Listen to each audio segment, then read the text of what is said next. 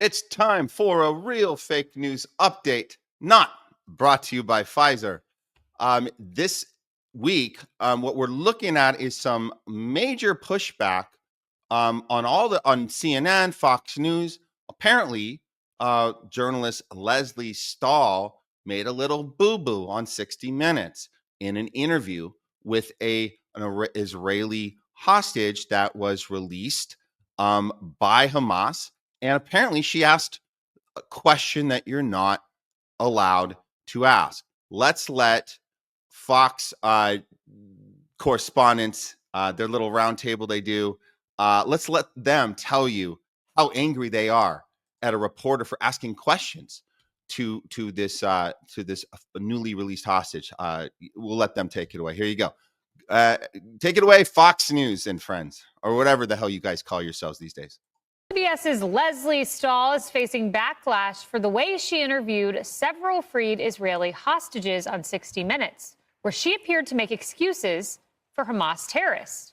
Stahl opened the interview by accusing Israel of breaking the ceasefire. She did not mention anything about Hamas's repeated violations of its own terms. Statistics tell the grim story of the October 7th, 2023 Hamas terrorist attack on Israel. 1,200 civilians and soldiers slaughtered that day. 251 taken hostage, men, women, and children. Since then, an estimated 50,000 Gazans have been killed. 12 days ago, Israeli Prime Minister Netanyahu resumed the bombing of Gaza, breaking a fragile ceasefire that was exceedingly popular with Israelis. And it gets way worse. Watch as Leslie doubts American-Israeli Keith Siegel's experience of being denied food by his captors. Before you watch that, guys, this is really hard to watch because she's so out of line to be asking these questions. But did you notice the setup? It's pretty insane that you're going to set this clip up, which you're about to see. You're about to see the clip, but to set this up that she's not allowed to indicate that Israel broke the ceasefire, which everybody knows that happened.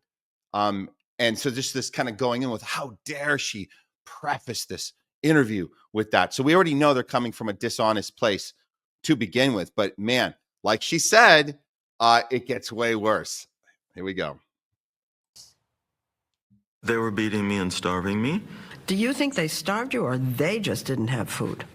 No, I think they starved me, and they would often eat in front of me and not offer me food.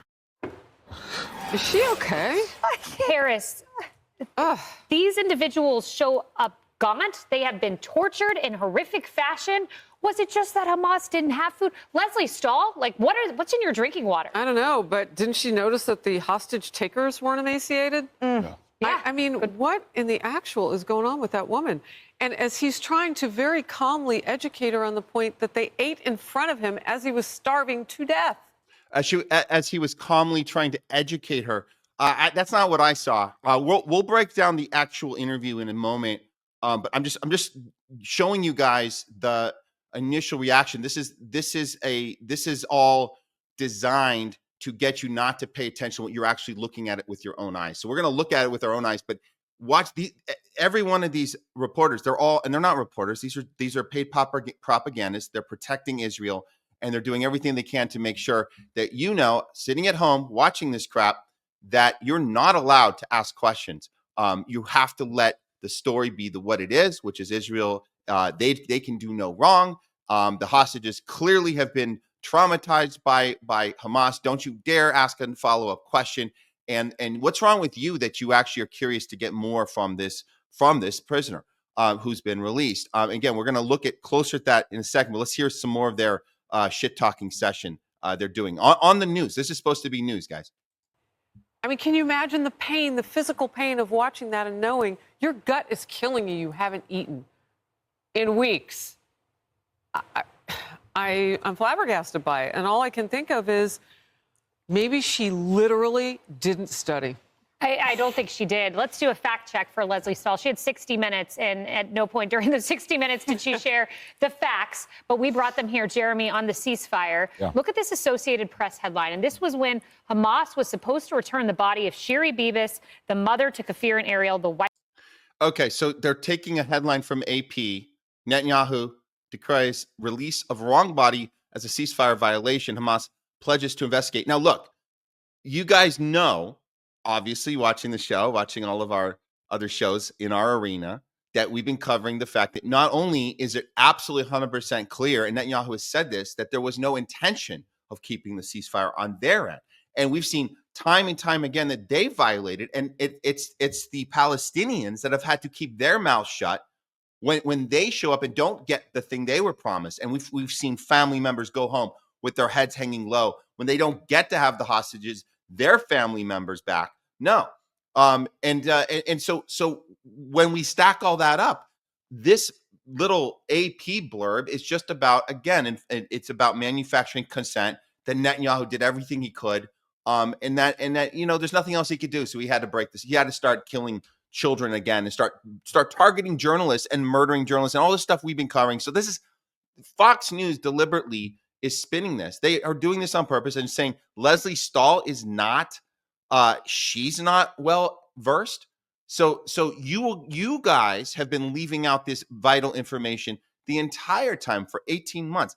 Important information, like the Hannibal directive that was obviously set by Israel. They completely admit to it. They champion that. That's when they flew all their helicopters over the targeted area, and they shot down 1,100 strikes, and that's where you got that whole line of cars. I mean, we've seen all of this. Oh, you think the Hamas did that? They came in on their parachutes and then they blew up all the 300 cars, just completely annihilated? No, they did that themselves. They had admitted to doing it themselves. So you guys know, we know, this is all BS, and it's not just Fox News doing it. Let's see Scott Jennings. And look, we gave Scott Jennings a lot of credit on CNN when he was accurately breaking down the problem in the voting during election time and the problem with the two-party system and everyone being kind of captured by their side of things. And he also was very revealing and admitting to that the media did their job in making that divide and being dishonest. So and I thought CNN would fire him for that. But the reason CNN keeps him around is for moments like this. Take it away, Scott Jennings. This, an everyday item that needs an upgrade, Leslie Stahl at 60 Minutes. After I saw Leslie ask hostage Keith Siegel this weekend, when he said he'd been starved in captivity, he said, well, maybe they just didn't have enough food to give you. And he had to set her straight. She's been there since 1991.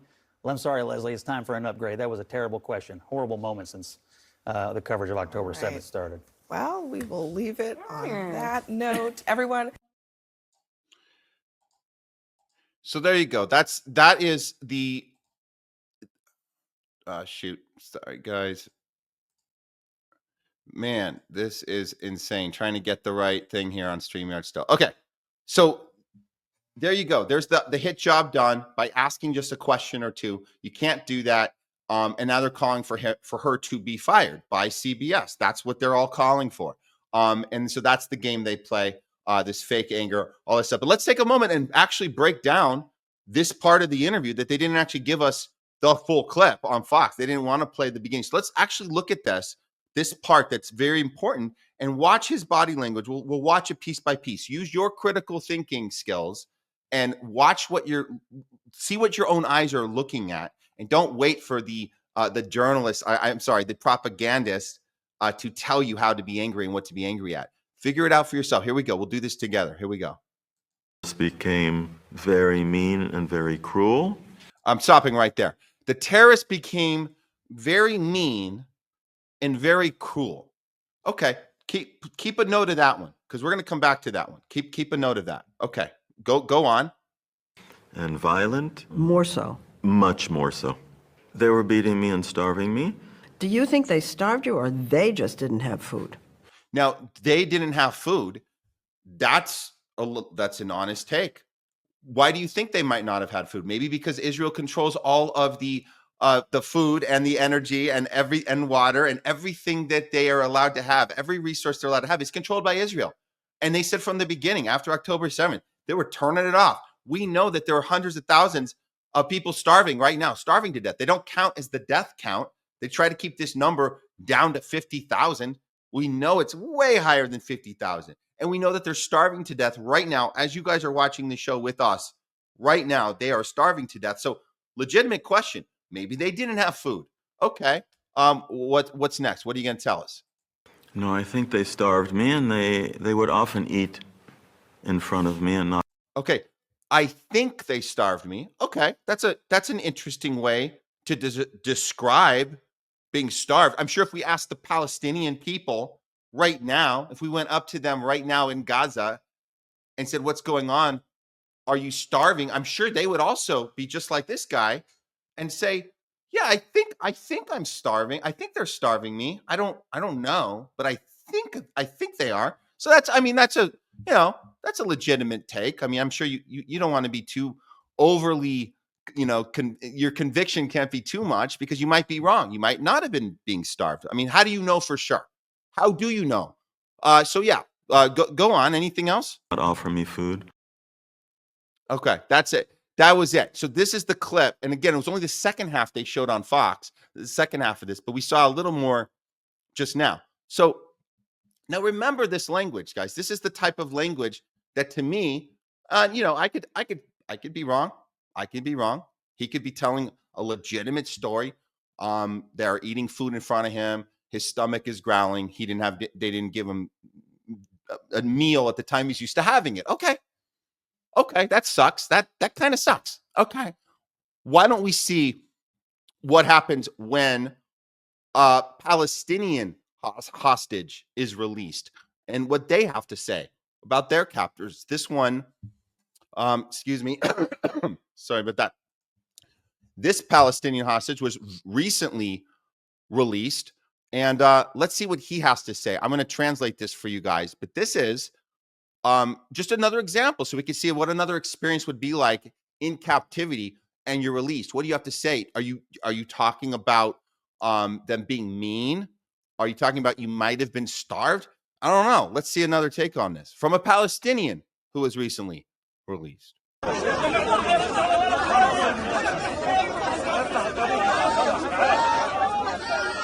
حبسوني وقطعوا رجلي داخل السجن. تم تعذيبي عادل تيسير عادل صبيح من منطقة التفاح. Okay, here's what he's saying. أخذوني بمجمع الشفاء Saying الطبي. the Zionist تم ضربي occupation وتعذيبي army وقطعوا رجلي بغصب عني. kidnapped me تم from تعذيبي بشكل Shiva يعني مخيف. Hospital in Gaza. وأكثر من مرة كان تحذير And وضرب told me وتعذيب. 6 أيام either we متواصلة في kill التحقيق you بالضرب والتعذيب. or we cut off your والإهانة leg. بكل أنواع الإهانة. They tortured والتبذير me لحتى severely. فقدنا إنه ناس في غزة. And they amputated ضميرها my صاحي leg برا البلد. against my will. كل And I الاحترام left للفصائل my المقاومة father جميعا. in الجهاد prison. وحماس. They cut off his leg and tortured him. And now he's back. You guys saw him limping earlier.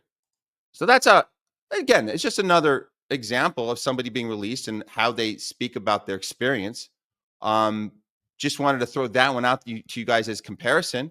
And then aside from that one, yeah, there's one more you might want to, and this is just to remind you of the people we've seen be released from Israel and what they look like. This is what someone actually looks like after being starved. This is the before and after. This is a teacher, Abraham al-Swash, before being detained and after being detained. Just to give you guys a look at when you say, I think they starved me or I think they were being mean, they were kind of being mean. They kind of maybe starved me. I'm sure this teacher here would have the exact same language that you just heard in that interview with Leslie Stahl. Same thing. He would say something to the tone of, I think that they were mean. I think they might have starved me. I don't know. So that's and again, that's why you would never, ever, ever follow up that as a journalist. You'd never follow up the question like Leslie Stahl did. How dare she do that? How dare she do a follow-up question? How dare she? She needs to get fired immediately so the mainstream media can get back lock and sync with the Israel narrative And that's it. No room for questions. And that's our mainstream media, and that's what they do. Period. That's what they do. Okay, I have one more for you guys for real fake news.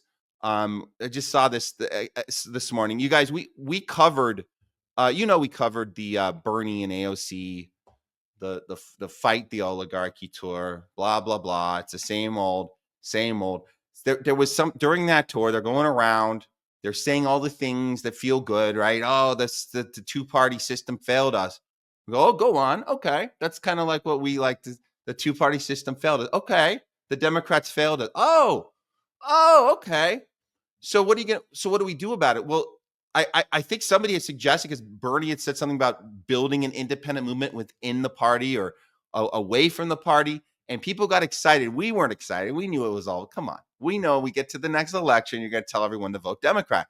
Well, here's another example of Bernie, and I guess the tour ran its course, and now he's ready to sit down again, have some one-on-ones.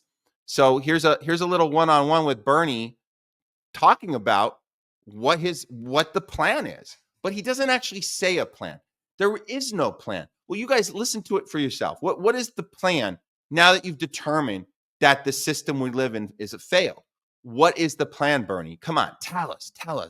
You're telling people out there, fight back. What do you mean, though? How do they fight back? Well, it's the question. We're working on it right now. But I think simply, first of all, coming here and showing the world that Americans are not going to sit back and take what Trump is doing is there we go. Onto the Trump kick. Of course, because that's his MO. It's Trump's the worst threat to our human existence. That's been Bernie's MO since Trump got into office. He's been doing that the whole way. The only time he didn't do it was before Trump got in the first time. And that's when he was the closest to being authentic, which I guess he never was, but it sounded a lot better when he said that we got to take on the billionaire class. We got to take on the military industrial complex. We're going to take on big pharma, all those things. That's all gone. Now it's just Trump is the most existential threat in our lifetime. It's Trump. That's it. So what is the plan, Bernie? What's the plan? Come on, tell us the plan, please. good step forward. But obviously what we need to do is what neither political party is capable of doing right now. And that is develop a strong grassroots movement prepared to run candidates, prepared to stand up and question candidates, demand responsibility from their elected officials to stand with working families and not just the 1%. So what candidates, Bernie? Which ones are you talking about?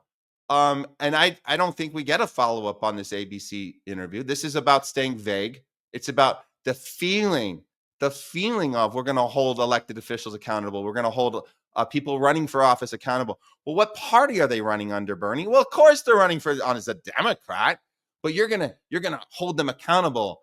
Yeah.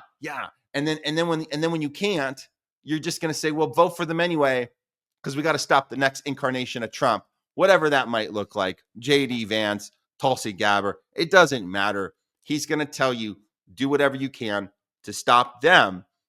So none of this matters. It's all bullshit. And too bad when he does sit down, and guys, believe me, when Bernie Sanders, these AOC, when they sit down, they have prepared every single interview. They have vetted the interviewer. They've vetted the questions.